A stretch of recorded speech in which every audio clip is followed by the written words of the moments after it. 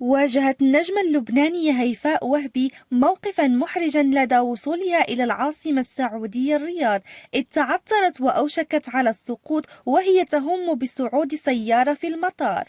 وأطالت إطلالة هيفاء وهبي في السعودية انتقادات حادة، حيث ظهرت بملابس فاضحة، كما هاجم النشطاء النظام السعودي لتحويله البلاد إلى مركز استقطاب لحفلات الرقص والغناء وتدنيس الأرض المقدسة حسب وصفهم.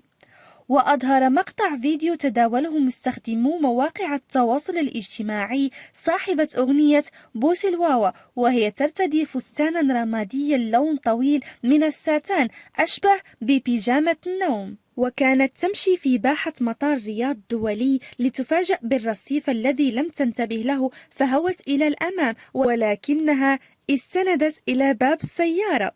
ردة فعل هيفاء كانت طريفة، إذ أطلقت ضحكة ووقفت موجهة كلامها لمن حولها قائلة: الحمد له على سلامتي. ونشرت شركة روتانا عبر حسابها على موقع إنستغرام البوستر الإعلاني للحفل الغنائي المقرر إقامته بتاريخ 28 أكتوبر المقبل في منطقة بوليفارد الرياض سيتي، وكتبت: مسرح واحد يجمع ملكة الإحساس إليسا والنجمة الجماهيرية هيفاء وهبي لأول مرة في حفل فوق الخيال، واللي ما يصير بموسم الرياض يصير قريبا. بنعلن عن موعد طرح التذاكر، تنتظركم حفلة ضخمة.